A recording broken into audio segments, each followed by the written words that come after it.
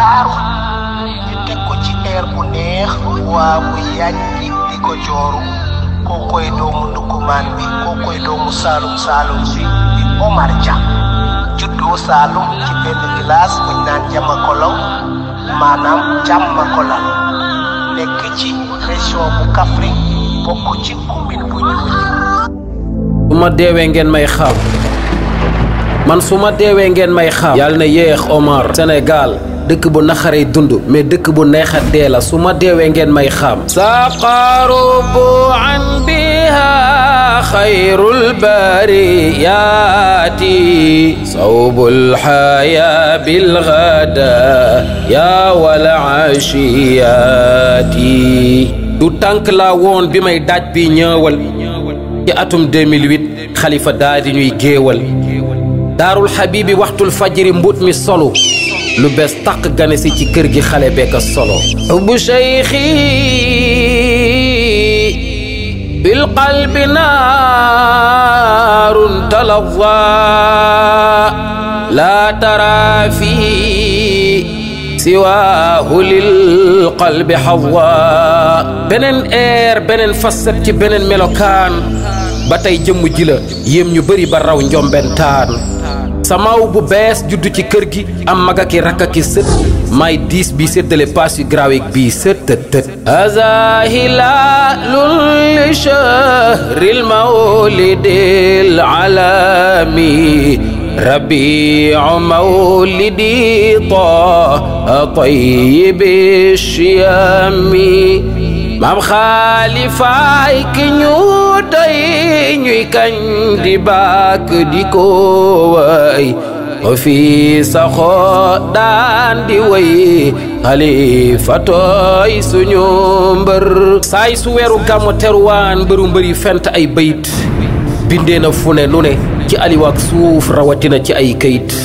def na ay junni bayit ci patron wu yonnee ni mais def na ay junni bayit ci patron wàlli yu yi. madadu rijaali wa xawsuhum cheikhi tijaanil afdalu.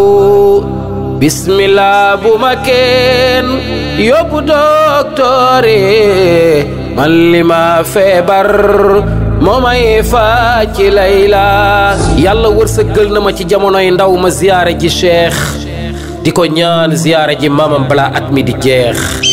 métier mi nag yombul ndax gis naa ci lu ne dégg ci lu ne am ci lu ne ñàkk ci lu ne daj ci lu ne mais dem ci fu ne. su ma deewee ngeen may xam man su ma deewee ngeen may xam yàlla na yéex Omar. Sénégal dëkk bu naxaree dund mais dëkk bu neex a dee la su ma deewee ngeen may xam. acca loxoy bawal bawal wandukuman dawal dawal wawaalo yee jalal jalal sinu Saalum de ñoo aye suma yàlla bëggee faysal na ma bàyyeeg yaaw suma yonent bëggee na ma bàyyeeg yaaw. way bi tax na ñu bari ñu ma xamul woon tey xam ma mu juróon coow lu bari te du lenn lu dul fiiraange.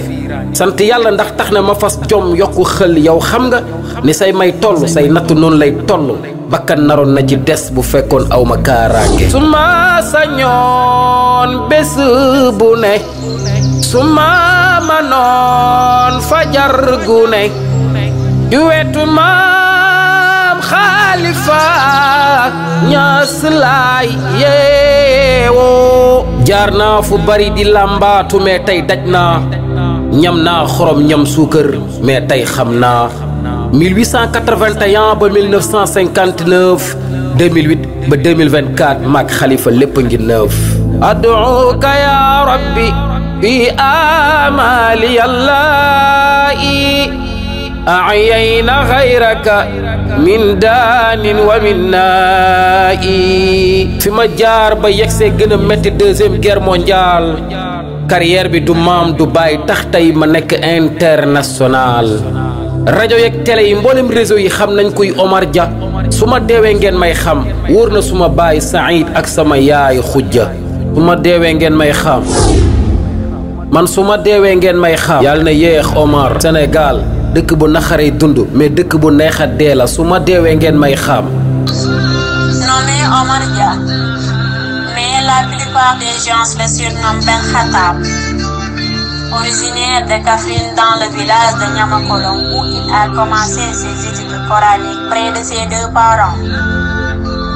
En 1990, Ben Khattab s'est rendu à Diourbel pour poursuivre ses études jusqu'en 1995.